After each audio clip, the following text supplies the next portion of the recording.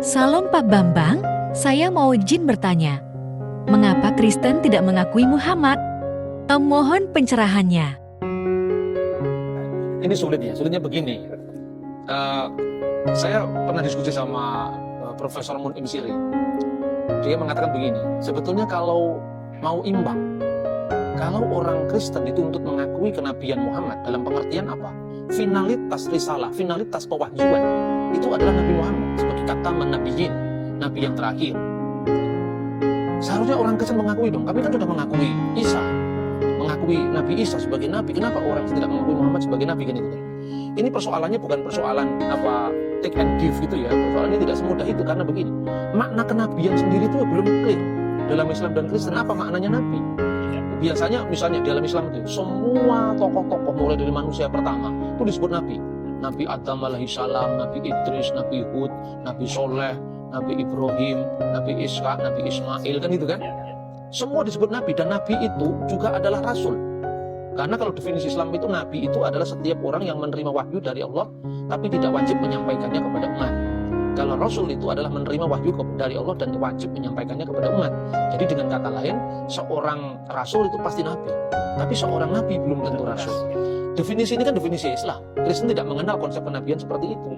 Adam nggak pernah disebut nabi, Nuh tidak pernah disebut nabi, Lot tidak pernah disebut nabi. Jadi kenabian dalam pandangan Yahudi dan Kristen di satu pihak itu berbeda dengan pandangan Islam di pihak lain. Memang Abraham disebut nabi, tetapi maknanya bukan kenabian dalam konteks yang dipahami secara menyeluruh. Abraham lebih sering disebut sebagai bapak bangsa, patriark.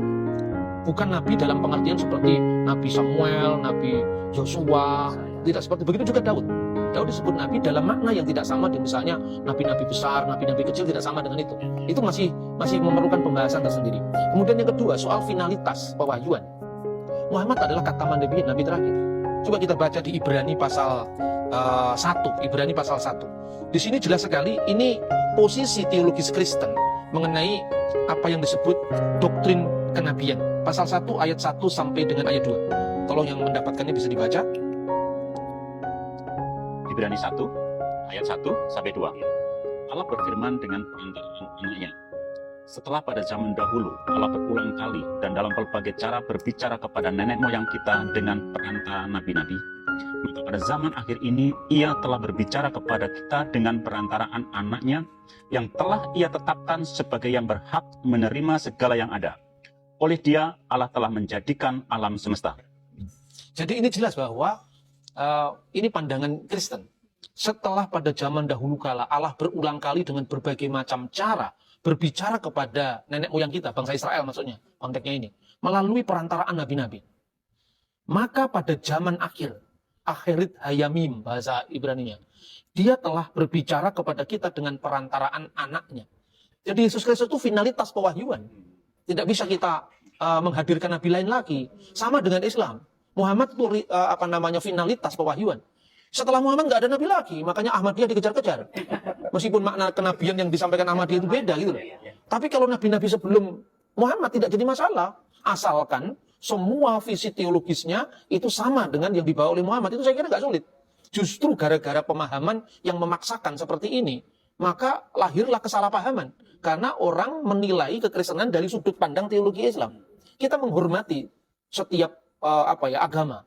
Karena itu ketika kita memahami Muhammad adalah nabi, bahkan kadang-kadang kita menyebut Nabi Muhammad, itu bukan nabi dalam konteks biblical prophet, tapi nabi dalam konteks Islam sendiri. Maka kalau saya katakan, apakah saya mengakui Muhammad sebagai nabi? Ya, saya mengakui Muhammad sebagai nabi. Nabinya umat Islam, bukan nabi kita. Sama seperti orang Kristen mengatakan Siddhartha Gautama adalah Buddha dalam pemahaman Buddhisme, bukan dalam pemahaman kita. Karena di kekristenan tidak ada istilah Buddha, dan di kekristenan tidak ada istilah nabi sekalipun dalam pemahaman yang dikembangkan oleh Islam tadi, sekalipun itu dianggap sebagai kontinuitas pewahyuan, tetapi bagi kita Yesus itu final.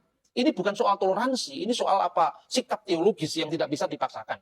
Makanya di dalam Islam itu dikembangkan studi yang cukup menarik. Ya, misalnya Buya Hamka sampai-sampai mengakui bahwa Siddhartha Gautama itu nabi. Dia beristihad lah istilahnya, karena Nabi Zulkifli itu kan dalam Islam ada, tapi kan deskripsi historisnya tidak lengkap.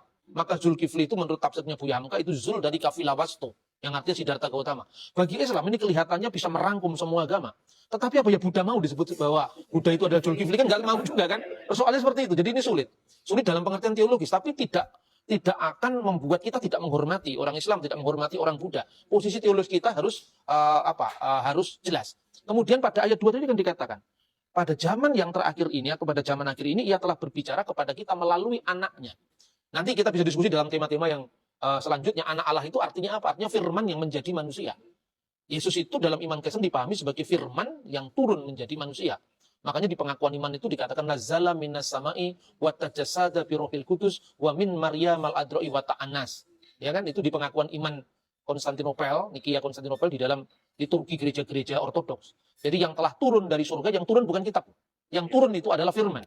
Turun dari surga dan telah menjelma oleh kuasa Roh Kudus dan dari perawan Maria dan menjadi manusia.